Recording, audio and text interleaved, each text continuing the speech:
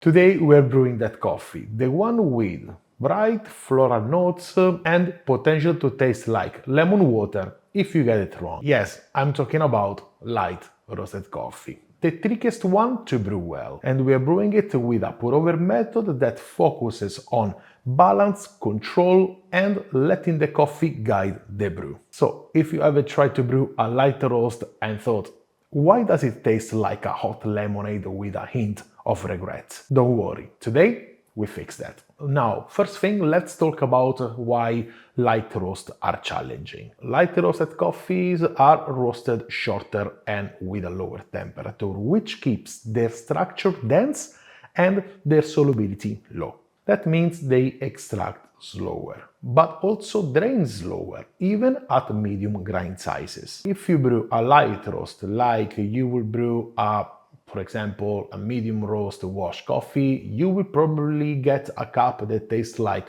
water made eye contact with a grapefruit. Of course, not all coffees behave the same, but on average that's what happens. The solution is to use the power of fresh water. So let the slurry fully drain before each pour. That way, every pour hits the grounds with maximum extraction potential, and you can keep the contact time high without choking the brew. The coffee that I will brew in this video is a tough one. It's a Nordic light roasted Ethiopian coffee from a roastery based in Finland called Lemus. And the idea of this method came from one of my videos I made during the Advent Calendar series. The recipe is 15 grams of coffee brewed with 270 grams of water.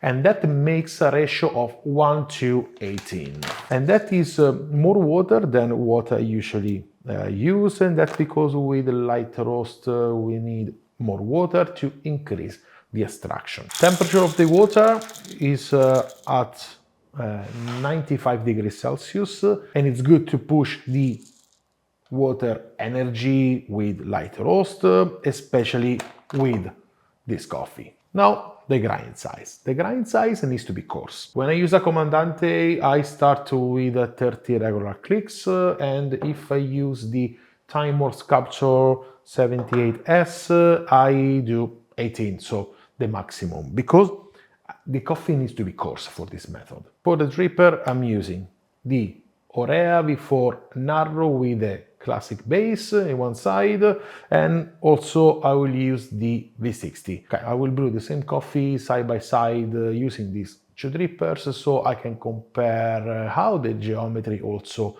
affect the brew. For the Orea, I'm using the flat paper filter type G, and for the V60, I'm using the standard one from Hario. The method consists of splitting these 270 grams of water in 6 pours, all of them 45 grams each. So the first pour 45 grams of water, and this to saturate the coffee, so the blooming, and I let it bloom until around the 40-second marks. Now, if the coffee is very fresh, feel free to extend the blooming up to 50 seconds or even 1 minute, and that it's even better. After blooming, add the remaining 5 pours of water of 45 grams each. Most important thing, as I said before, apply the following pour only when the bed is fully drained. So don't care about the timer, but just observation. Now, let's brew.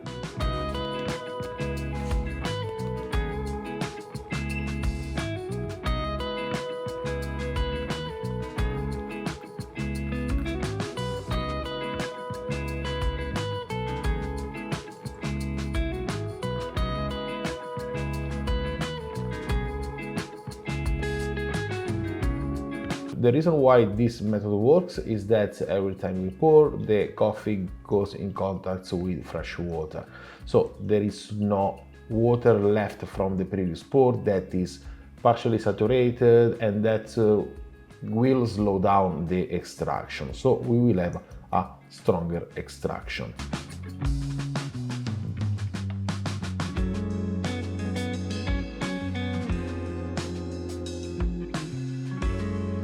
The second reason is that we have a more controlled flow, with a longer contact time. And also because a lower water level inside the dripper means less gravitational pressure, so it results in a steadier and slower drawdown.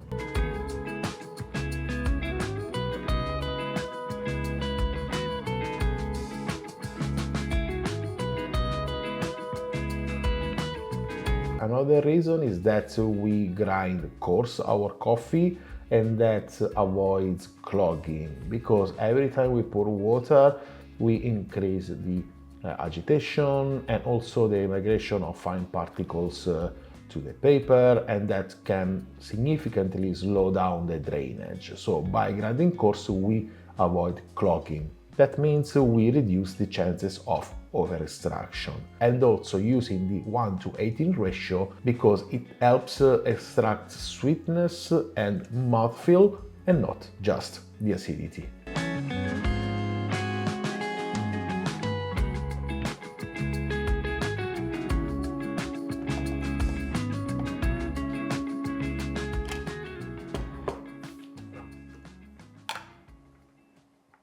Total brew time of the two brewers are different. As you can see, is 4:22 for the Orea and is 4:45 for the V60. And that's because the Orea was faster. Different geometry of the two drippers gives a different flow rate. And that can happen even if you're brewing a different kind of coffee. And this is a parenthesis that I want to open. Because we let each pour drain before applying the following one, the total brew time will naturally be longer than most typical recipes. There is no fixed time to aim for here. That depends on the coffee you're brewing, the grind size, and also the dripper you're using. We saw two different drippers give a different drainage. I suggest you to record your brew time as a reference, but expect variation. Different coffees will behave differently, and that is completely normal. So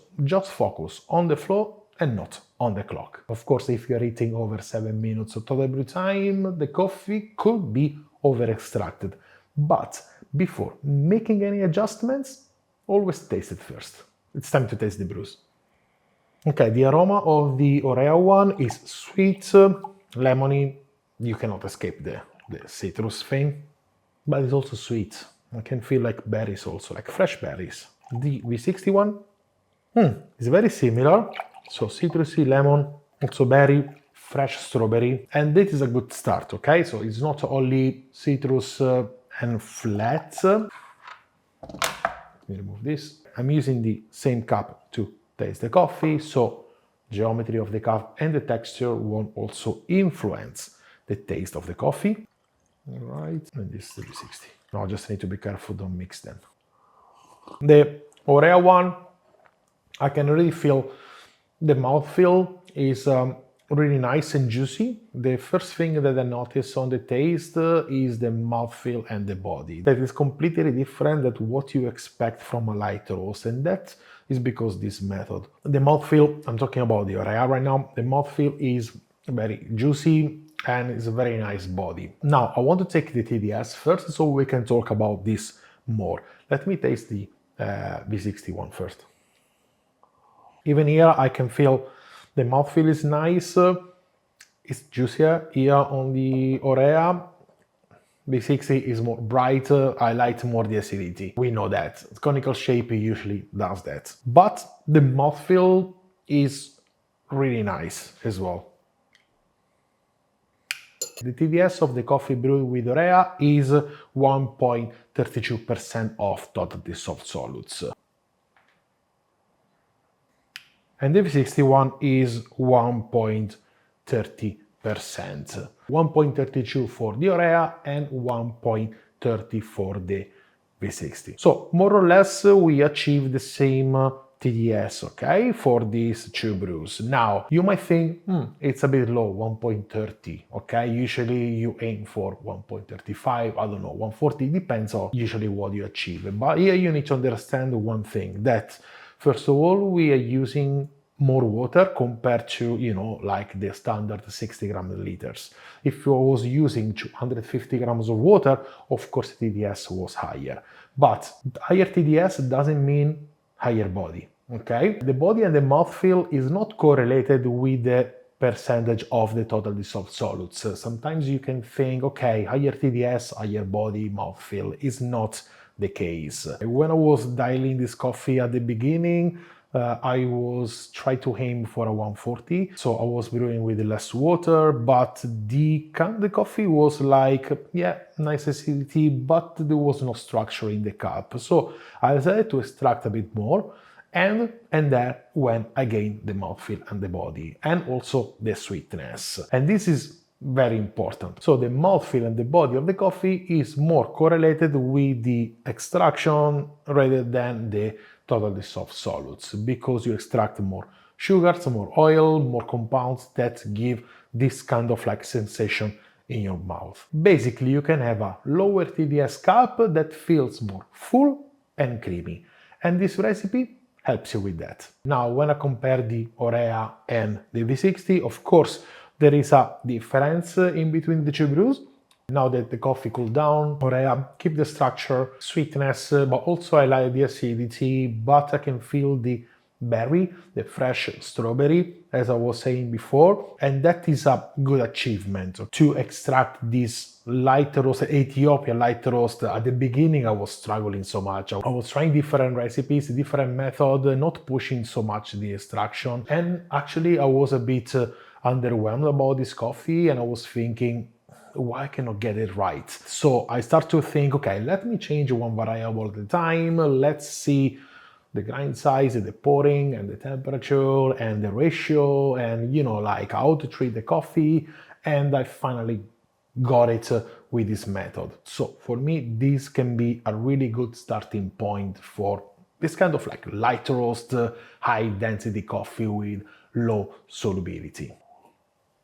Whoa. Okay, the V60 now, it's even better. Before it was a bit not flat, it was like higher acidity, lower sweetness compared to the Orea, but now with the coffee cooling down, gain a very nice sweetness and really nice aftertaste. And I think the V61 has a longer aftertaste than Orea right now. When it was hot, it was the opposite. Both are good brews, but with slightly different character. This one with the Orea, more sweetness and clarity, and this one with the V60 is more brightness, more complexity, sweeter as it cools down. It's very open as a cup. This one is more sweet. I wanted to do this side-by-side brew with the Orea and V60 because I wanted to show you that it doesn't matter if you have a flat bottom brewer or a conical one, you can start with this method and get a good result. Now, another variable I need to mention is about the paper filter, because the paper filter with this method play a very important role, because depending on the kind of paper filter you're using, the outcome in the cup can change. So if I'm using a Sybaris filter with this method, at this grind size, I don't get the same mouthfeel that I get with the V60 because the drainage will be too fast. If you have a faster one, you might need to change something else, probably the grind size, to slow down a bit. It needs a bit of contact time. That's the most important thing. For the Orea as well, if you're using the Sybaris fast, of course you need to change also the grind size, but also if you're using the Kalita paper filter. So I tried with both Kalita and flat filter, and it is a bit of difference. Usually the Kalita is 20 seconds faster on average compared to the flat one. So you can try with the Kalita paper filter and see how it gets with the mouthfeel and the body. If you want, you can just grind one click finer and see if you achieve this kind of sweetness and mouthfeel with the same coffee. It's important for me to mention about the paper filter because with this method the flow control is everything. So the filter you choose plays a vital role. If your brews are running longer or shorter than expected, the paper filter might be part of the story. I know there are so many variables at play here. The filters, the drippers, the roast level of the coffee, the grind size, and I didn't even talk about water. But that's the beauty of it.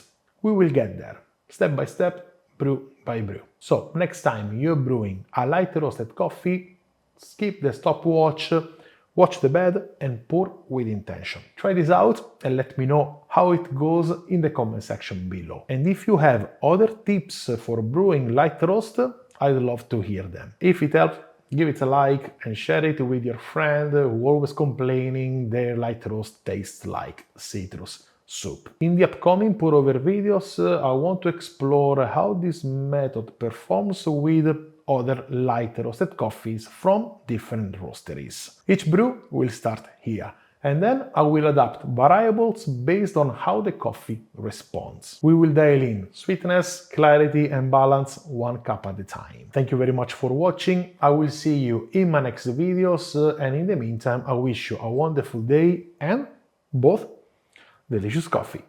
Ciao!